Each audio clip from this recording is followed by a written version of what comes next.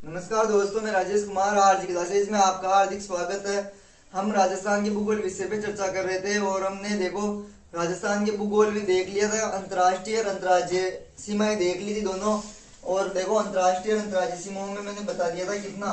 पहले तो कुल सीमा कुल कितनी होती है 59-20 किलोमीटर, ये मैंने बता दिया था आपको कितनी 59-20 किलोमीटर। फिर यहाँ से लेकर हिंदू मलकोट से बाड़मेर के बाका तक जो अंतर्राष्ट्रीय सीमा है ना, अंतरराष्ट्रीय सीमा के बारे में मैंने बता दिया था कितनी होती है 1070 किलोमीटर होती है।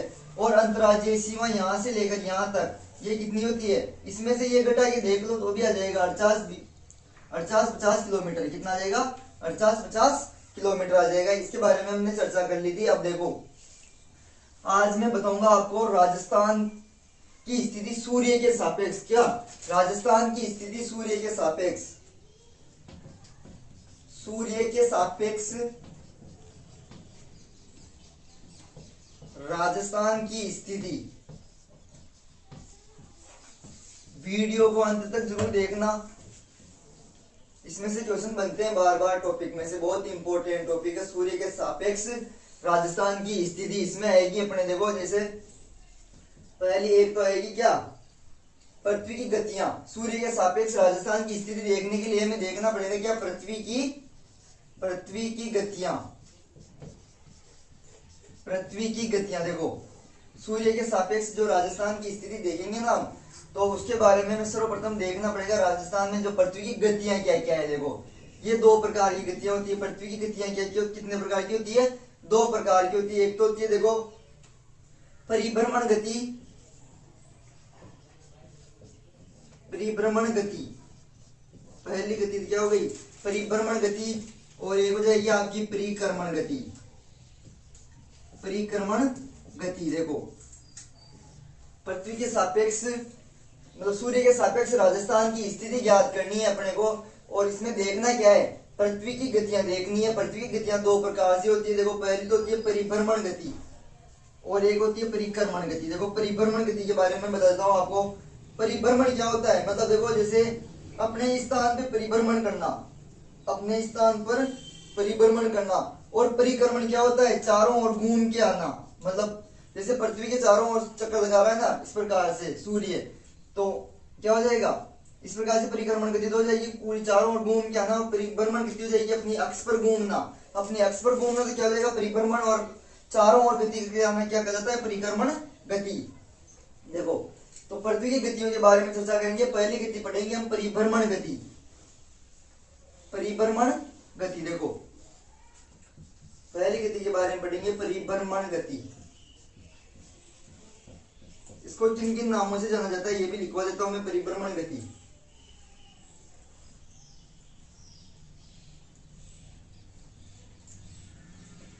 देखो इसे परिभ्रमण गति को दैनिक गति भी कहा जाता है। क्यों ये भी मैं बताऊंगा दैनिक गति क्यों कहते हैं। दैनिक गति परिभ्रमण गति को क्या कहते हैं, दैनिक गति भी कहते हैं। परिभ्रमण अपने स्थान पर घूर्णन करना, इस कारण इसे क्या कहते हैं घूर्णन गति भी कहते हैं। क्या कहते हैं घूर्णन गति भी कहा जाता है। देखो परिभ्रमण अपने स्थान पर घूर्णन करना, अपने स्थान पर। जैसे देखो पृथ्वी अपने दिन और रात बनते हैं ना, दैनिक गति तो क्यों कहा गया इसको दैनिक गति इसलिए कहा गया है क्योंकि अब पृथ्वी देखो 23 घंटे और 48 मिनट 4 सेकंड के अंदर क्या करती है परिभ्रमण करके दिन और रात बनाती है। वापिस 24 घंटों में दिन और रात की अवधि होती है ना, दिन और रात बनते हैं। इस कारण से इसको क्या कहा दिन और रात बनने के कारण तो परिभ्रमण गति को क्या कह दिया दैनिक गति कह दिया। और अपने अक्ष पर घूर्णन करने के कारण क्या कह दिया इसको घूर्णन गति कह दिया। अपने अक्ष पर घूर्णन करने के कारण, अपने अक्ष पर घूमने के कारण दिन और रात बनते हैं ना, तो अपने अक्ष पर घूमने के कारण इसको क्या कह दिया जाएगा घूर्णन गति कह दिया जाएगा। देखो तो परिभ्रमण गति या दैनिक गति, परिभ्रमण गति दैनिक गति या क्या कह दो आप इसको घूर्णन गति, तीनों एक के नाम है। इसको क्या नाम है इसके परिभ्रमण गति, दैनिक गति और घूर्णन गति। मैंने बता दिया दैनिक गति क्यों कहते हैं इसे, क्योंकि अपने अक्ष पर दिन और रात बनाने का कार्य करती है। इस कारण इसे क्या कहते हैं दैनिक गति भी कहते हैं। और घूर्णन गति क्यों कहते हैं, क्योंकि अपने अक्ष पर घूमती है, अपने अक्ष पर घूमती है, इस कारण घूर्णन गति। और अपने अक्ष पर घूमने के कारण दिन और रात बनते हैं, इस कारण इसे क्या कहते हैं, दैनिक गति कहते हैं। और भ्रमण करती है तो इसे भ्रमण गति कहते हैं। देखो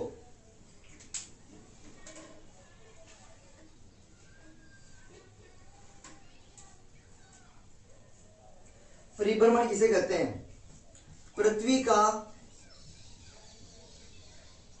अपने अक्ष पर घूमना। सीधी सी परिभाषा है, देखो सरल भाषा में, घूमना।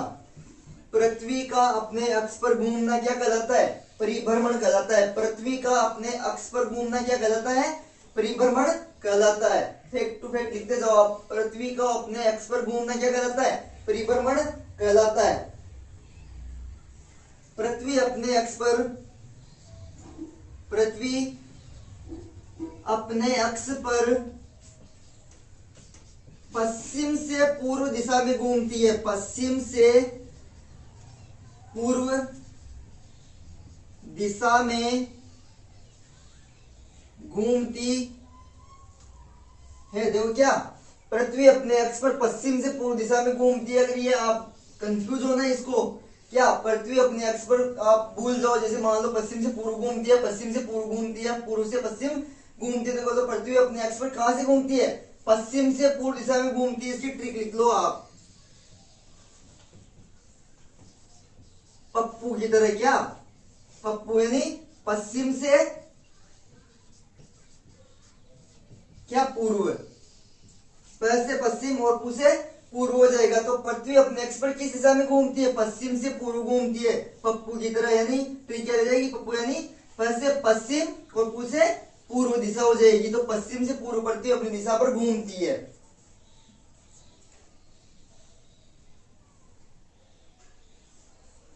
तो पृथ्वी अपने अक्ष पर घूमना, पृथ्वी का अपने अक्ष पर घूमना तो क्या कहलाता है, जैसे अपना अक्ष है ना पृथ्वी का, इस प्रकार से अपने अक्ष का घूमना तो क्या कहलाता है, परिभ्रमण कहलाता है। और पृथ्वी अपने अक्ष पर किस दिशा में घूमती है, पूछा जाता है किस दिशा में घूमती है, पश्चिम से पूर्व दिशा में घूमती है। ट्रिक क्या है इसकी, पप्पू की तरह, यानी पश्चिम से पूर्व दिशा में घूमती है। देखो पृथ्वी अपने अक्ष पर घूमना, पृथ्वी का अपने अक्ष पर घूमना क्या कहलाता है, घूर्णन गति या परिभ्रमण गति कहलाता है। देखो परिभ्रमण गति, परिभ्रमण गति या घूर्णन गति के कारण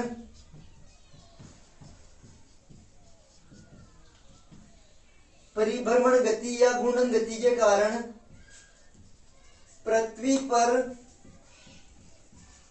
दिन व रात की अवधि बनती है। दिन व रात बनते हैं, क्या होते हैं, पृथ्वी का अपने घूर्णन, अपने अक्ष पर परिभ्रमण करने के कारण दिन व रात बनते हैं। पृथ्वी पे क्या बनते हैं, दिन व रात। किस गति के कारण, घूर्णन गति के कारण। ये पूछा जाता है, पृथ्वी के दिन व रात बनते हैं, किस गति के कारण बनते हैं, घूर्णन गति के कारण बनते हैं। बनते हैं इस कारण, देखो परिभ्रमण गति या घूर्णन गति के कारण पृथ्वी पर दिन व रात बनते हैं। इस कारण इसे दैनिक गति भी कहा जाता है। दैनिक गति भी कहा जाता है। देखो परिभ्रमण गति या घूर्णन गति के कारण तो क्या बनते हैं, दिन व रात बनते हैं। और जो दिन और रात बनते हैं उस गति को क्या कहते हैं, दैनिक गति कहा जाता है। दिन और रात बनने की घटना को क्या कहते हैं, दैनिक गति कहा जाता है। अब देखो राजस्थान की स्थिति के बारे में चर्चा कर लेते हैं। जैसे सूर्य कहाँ उदय होता है, कहाँ नहीं उदय होता है। पहले देखो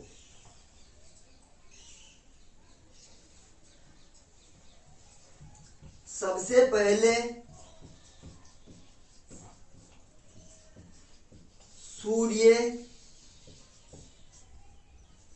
पहले सूर्य उदय धौलपुर जिले में। देखो सबसे पहले सूर्य उदय कहाँ होता है, धौलपुर जिले में होता है। धौलपुर जिले में, तथा सबसे बाद सूर्य उदय जैसलमेर जिले में होता है। कहाँ होता है, जैसलमेर जिले में होता है। देखो ये पूछा जाता है क्वेश्चन। राजस्थान में सबसे पहले सूर्य उदय, राजस्थान में सबसे पहले सूर्य उदय कहाँ होता है? धौलपुर जिले में होता है। तथा सबसे बाद में सूर्य उदय कहाँ होगा? जैसलमेर जिले में होगा। तो सबसे पहले सूर्य उदय राजस्थान में कहाँ पे होता है? धौलपुर में होता है। और सबसे बाद में सूर्य उदय कहाँ होता है? जैसलमेर जिले में होता है।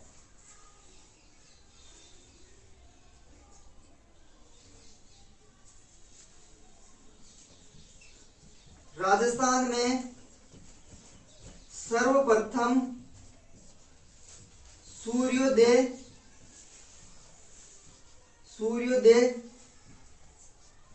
व सूर्यास्त, क्या देखो राजस्थान में सबसे पहले जहां सूर्य निकलेगा ना वहीं अस्त होगा। तो राजस्थान में सबसे पहले सूर्योदय व सूर्यास्त, राजस्थान में सर्वप्रथम सूर्योदय व सूर्यास्त धौलपुर जिले में होता है। ये फैक्ट याद रखिए आप, धौलपुर जिले में होता है। कहा देखो आपको पूछा जाए ना सर्वप्रथम सूर्योदय और सूर्यास्त कहा किस जिले में होता है? तो किस जिले में हो जाएगा आपका? धौलपुर जिले में। अभी मैं नक्शे से बता दूंगा आपको सबसे पहले कहाँ सूर्य उदय होगा, सबसे बाद में सूर्योदय कहाँ होगा। तो राजस्थान में सर्वप्रथम सूर्योदय और सूर्यास्त के बारे में पूछा जाए ना, मतलब ये बोल रहा है कि सबसे पहले उगता कहाँ है और सबसे पहले अस्त कहाँ पे होता है। तो वो कौन से जिले में होता है? धौलपुर जिले में होता है। देखो किस जिले में होता है सूर्योदय सबसे पहले और सूर्यास्त? धौलपुर जिले में होता है।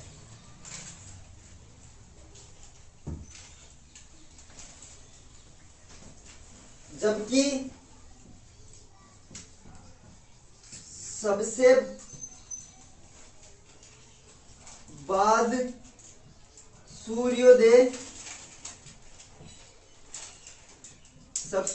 सूर्योदय तथा सूर्यास्त,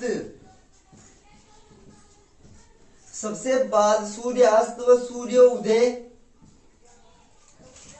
जैसलमेर जिले में होता है। देखो कहां पे होता है? जैसलमेर जिले में होता है। जबकि सबसे बाद में देखो सबसे पहले सूर्योदय और सूर्यास्त धौलपुर में होगा और सबसे बाद सूर्योदय और सूर्यास्त किसमें होगा? जैसलमेर में। अरे भाई देखो जहां सूर्य उदय सबसे पहले होगा वहीं सबसे पहले अस्त हो जाएगा और जहां सबसे बाद में उदय होगा वहां सबसे बाद में अस्त होगा। तो ऐसे जिले का नाम क्या है? जैसलमेर। और ऐसे जिले का नाम क्या है जहां सबसे पहले सूर्योदय और सूर्यास्त होता है? उस जिले का नाम तो धौलपुर है। और सबसे बाद में पूछा जाए सूर्योदय सूर्यास्त तो क्या आ जाएगा आपका? जिला जैसलमेर आ जाएगा, जिला जैसलमेर आ जाएगा। देखिए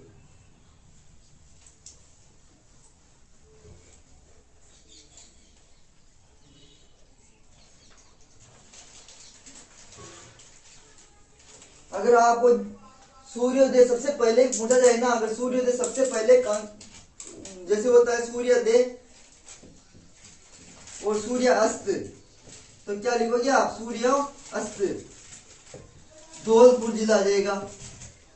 धौलपुर का भी अगर आपको कोई तहसील या गांव पूछा जाए तो वो क्या जाएगा? सिलाना। सिलाना तहसील में होता है। क्या? सिलाना गांव में होता है। और तहसील तो राजाखेड़ आती है। तो देखो सूर्योदय सूर्यास्त सबसे पहले सूर्योदय और सूर्यास्त कहाँ पे होता है?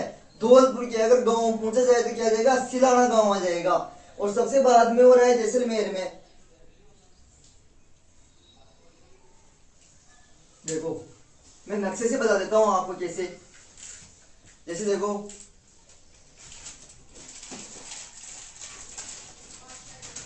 जैसे सूर्य उदय होगा पूर्व दिशा में। किस दिशा में सूर्य उदय होगा? ये पूर्व दिशा। और अस्त किस दिशा में होगा? पश्चिम दिशा में होगा। देखो तो सूर्य उदय जैसे यहां से निकलेगा, मान लो पूर्व दिशा से सूर्य उदय हो रहा है। अब सबसे पहले जिला पड़ता है यहाँ पे धौलपुर। कौन सा जिला? धौलपुर। कौन सा? जहां सूर्योदय और सूर्यास्त सबसे पहले होगा उस जिले का नाम क्या है? धौलपुर। देखो सबसे पहले सूर्य उदय हो गया यहाँ पे। सबसे पहले क्या हो गया? सूर्योदय। सबसे पहले सूर्योदय धौलपुर में हो गया। तो देखो सबसे पहले यहाँ उदय हो गया तो सबसे बाद में पहुंचेगी किरणें कहाँ पे? जिला जैसलमेर में। सबसे बाद में जैसलमेर में होगा क्या, सूर्योदय। तो सबसे बाद में सूर्योदय कहाँ होगा, जैसलमेर में होगा। अब देखो सबसे पहले जहां सूर्य निकला वहीं सबसे पहले अस्त होगा, तो अस्त भी कहाँ होगा, सूर्योदय अस्त कहाँ होगा, सूर्य अस्त कहाँ पे होगा, सबसे पहले धौलपुर में होगा। और सबसे बाद में उगा था यहाँ पे, तो सबसे बाद में क्या होगा, अस्त होगा। उस जिले का नाम क्या है, जैसलमेर। और जिला कौन सा है जहाँ सबसे पहले सूर्योदय या सूर्यास्त होता है, उस जिले का नाम क्या है, धौलपुर। और सबसे बाद में सूर्यास्त या सूर्योदय कहाँ पे होता है, जिला जैसलमेर में होता है। ये चित्र से याद रखिए आप इसको। यहां से यहां तक अगर सूर्योदय में आपको अंतर भी पूछा जाए ना, कितने मिनट का अंतर आता है,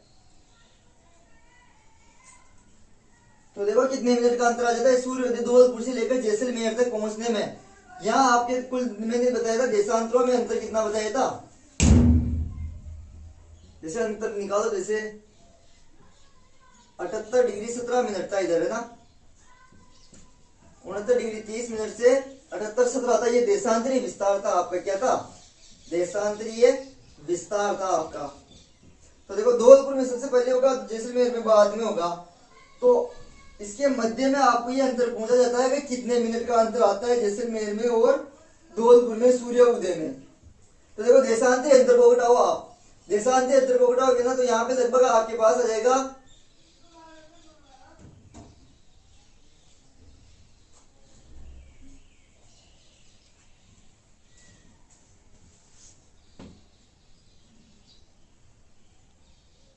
8 डिग्री और 47 मिनट के लगभग आएगा आपका, क्या आएगा, 8 डिग्री 47 मिनट के लगभग आएगा, यानी 9 लगभग क्या आ जाएगा, 9 के मतलब 9 डिग्री का देशांतर में आपके अंतर कितना आ जाएगा, 9 डिग्री देशांतर का अंतर आ जाएगा ना। तो एक मिनट में मैंने क्या बताया था, 1 डिग्री में 4 मिनट का आता है, तो 9 चौक का 36। यानी देखो धौलपुर से जैसलमेर में सूर्य उदय में कितना अंतर आ जाएगा, यहां से लेकर यहां तक में 36 मिनट का अंतर आ जाएगा, 9 चौका 36, लगभग 36 मिनट का अंतर आ जाएगा किसमें, धौलपुर में और जैसलमेर में सूर्योदय में। कैसे, देशांतरी विस्तार को घटा के देख लेना। देखो तो जैसलमेर से धौलपुर से और जैसलमेर में सूर्योदय में कितने मिनट का अंतर आ जाएगा, लगभग 36 मिनट का अंतर आ जाएगा, 9 चौक का 36 मिनट का अंतर आ जाएगा धौलपुर से और जैसलमेर में सूर्योदय में अगर पूछा जाए तो आपको।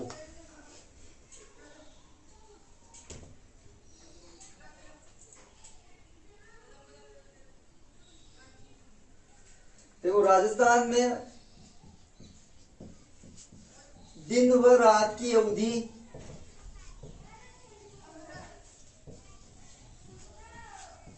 23 घंटे। देखो राजस्थान में दिन व रात की अवधि 23 घंटे 56 मिनट व 4 सेकंड है। क्या है, 4 सेकंड होती है। देखो राजस्थान दिन व रात की अवधि, राजस्थान चाहे कहीं भी ले लो आप, राजस्थान में राजस्थान के सापेक्ष बता रहा हूँ, राजस्थान की चर्चा करूंगा। देखो दिन व रात की अवधि कितनी होती है, 23 घंटे 56 मिनट और 48 सेकंड की होती है लगभग। तो देखो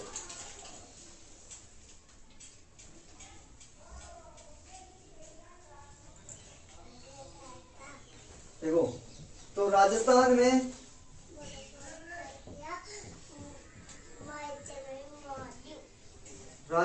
सर्वाधिक सौर उत्पादन वाला जिला,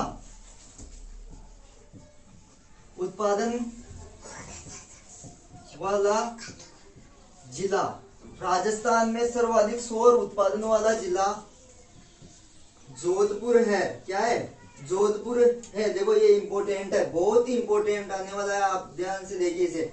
राजस्थान में सर्वाधिक सौर उत्पादन वाला जिला कौन सा है, जोधपुर है। क्योंकि दोपहर के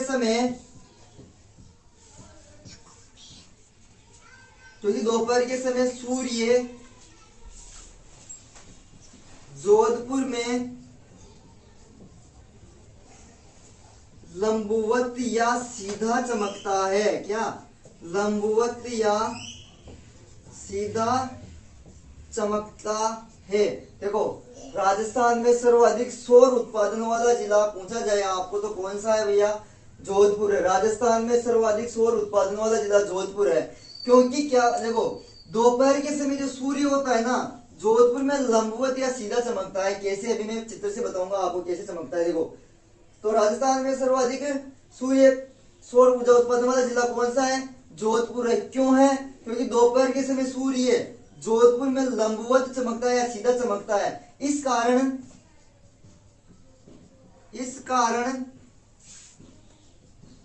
जोधपुर को सूर्य नगरी कहा जाता है। सूर्य नगरी कहा जाता है। आपको पूछा जाए ना, सूर्य नगरी कहा जाता है किसे? जोधपुर को। क्यों कहा जाता है? क्योंकि सूर्य लंबवत या सीधा चमकता है दोपहर के समय, इस कारण से ये आपका सूर्य नगरी कहा जाता है। और सर्वाधिक सौर उत्पादन भी क्यों होता है? क्योंकि देखो दोपहर के समय सूर्य सर्वाधिक जोधपुर में सीधा चमकता है। देखो मैं चित्र के माध्यम से बता देता हूं आपको। जैसे देखो, जैसे यहाँ आपका सूर्य उदय हुआ, यहाँ पे जिला है आपका कौन सा? धौलपुर। सूर्य इधर से घूम के यूं और के यूं जाएगा, यहाँ उदय यहाँ पे आएगा जैसलमेर में। सूर्य जैसलमेर में जाएगा। अब देखो दोपहर के समय, यानी जब दोपहर के 12 बज रहे होंगे, सूर्य यहाँ होगा आपका। सूर्य कहाँ होगा? यहाँ होगा। सूर्य यहाँ होगा तो यहाँ आएगा आपका जोधपुर। सूर्य कहाँ होगा?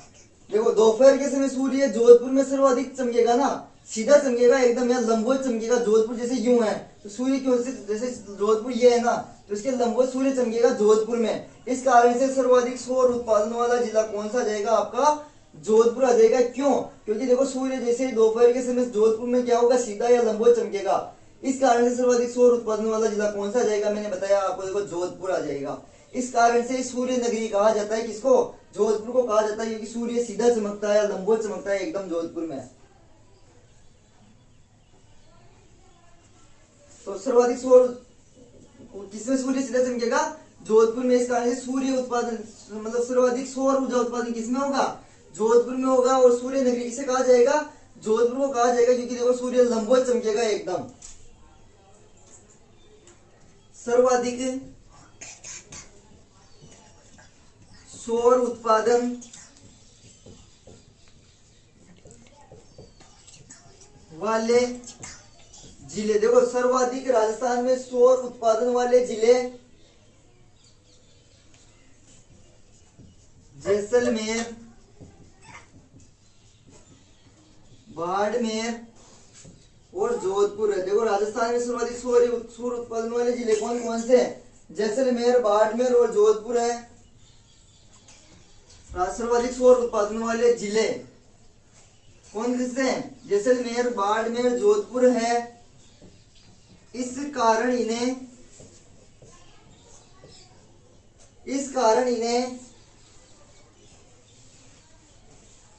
इन्हें क्या?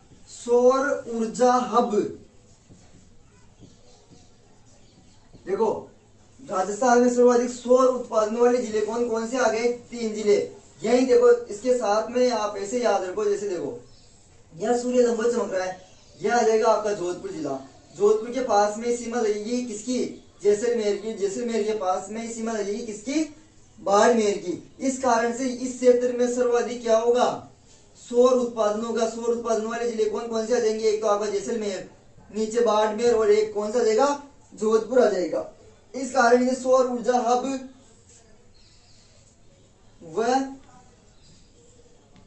सीज क्षेत्र कहा जाता है। बहुत इंपॉर्टेंट है भैया, सीज क्षेत्र कहा जाता है। देखो सर्वाधिक सौर उत्पादन वाले जिले आ गए आपके, मैंने बता दिया सूर्य लंबवत चमकेगा किसमें? जोधपुर में। जोधपुर के पास ही आपका जैसलमेर है, जैसलमेर के नीचे कौन सा है? बाड़मेर है। इस कारण से तीनों जिलों में क्या होगा? सर्वाधिक सौर उत्पादन होगा। इस कारण सौर ऊर्जा हब, क्या? सौर ऊर्जा हब, यह क्या कहते हैं? सीज कहा जाता है। सीज क्षेत्र कहा जाता है। मैं बताऊंगा आपको सीज क्षेत्र क्या होता है। तो देखो अगर आपको इस प्रकार से पूछा जाए ना, सौर ऊर्जा त्रिभुज में क्या सौर ऊर्जा त्रिभुज में जैसलमेर, बाड़मेर और जोधपुर आता है। देखो सौर ऊर्जा त्रिभुज में जैसलमेर, बाड़मेर, जोधपुर जिले आते हैं। देखो सौर ऊर्जा त्रिभुज में जैसलमेर, बाड़मेर, जोधपुर जिले आते हैं। तो देखो सौर ऊर्जा त्रिभुज में राजस्थान के कौन कौन से जिले आते हैं? जैसलमेर, बाड़मेर और जोधपुर आते हैं। ये क्वेश्चन जाने कितनी बार पूछा गया है पेपर में।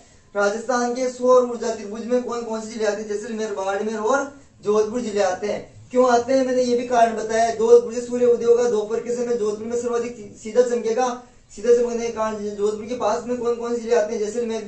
जैसलमेर, बाड़मेर और जोधपुर आता है ना तीनों। इस कारण से इन्हें सौर ऊर्जा हब के नाम से या सीध क्षेत्र कहा जाता है। सोलर एनर्जी इंटरप्राइजिंग जोन, मैं इनके बारे में बताऊंगा आपको कल। Solar energy enterprising zone, seize क्षेत्र के बारे में कल चर्चा करेंगे। देखो सोलर एनर्जी इंटरप्राइजिंग जोन, तीनों को इनको पूरा नाम क्या है? Solar energy enterprising zone. इनके बारे में मैं कल चर्चा करूंगा। आज के लिए इतना ही। क्लास को अधिक से अधिक लाइक, शेयर एंड सब्सक्राइब कीजिए और अपने दोस्तों में अधिक से अधिक शेयर कीजिए। और क्लास में पूरा ध्यान से देखिए। देखो मैंने चित्रों के माध्यम से भी समझाया है आपको। और कल के टॉपिक के लिए आप जुड़े रहे आगे से आगे। देखो सीध क्षेत्र बताऊंगा मैं कल आपको। धन्यवाद।